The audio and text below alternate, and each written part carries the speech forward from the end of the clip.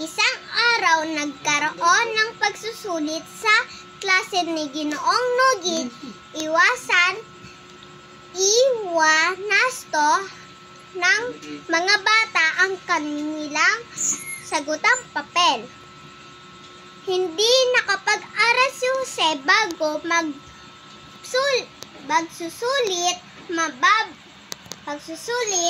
mababa ang nakuha niya sa pagsusulit. Ipinauwi ni Ginoong Nugid ang papel sa mga bata para ipakita sa mga magulang nila. Papapirmahan niyo sa inyong magulang yung sagutang papel ninyo. Katunayan na nakita nila ang nakuha nyo sa pagsusulit, ang wika ni Ginoong Nugid. Natakot si Jose. Alam niya na papagalitan at papaluin siya ng kanyang tatay. Mababa ang nakuha niya sa pagsusulit. Naku, paano ito? Papaluin ako ng tatay ko. Sino kaya ang papapirmahan ko sa papel ko?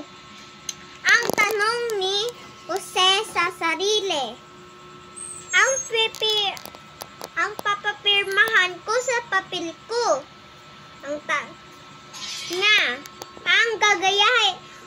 Gagayahin ko ang pirma ko. Pirma ng tatay ko.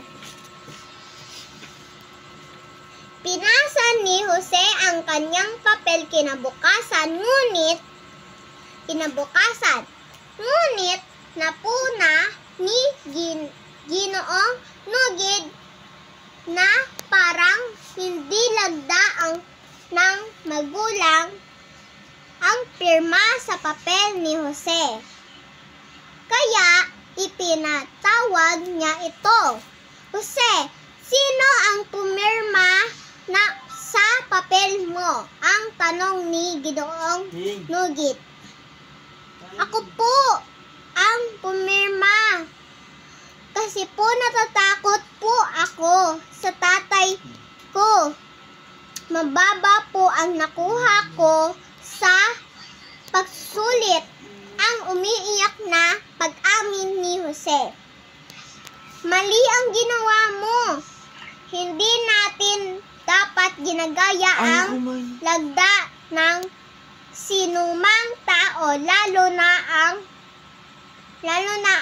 lagda ng ating magulang. Ang payo ni Ginoong Nugid. Patawarin po niyo ako. Hindi na po mauulit. Mag-aaral na po ako ng mabuti para mataas ang makukuha ko sa pagsusulit, ang wika ni Jose. Ayan. Yehey. O yan, kayang-kaya? Okay, very good.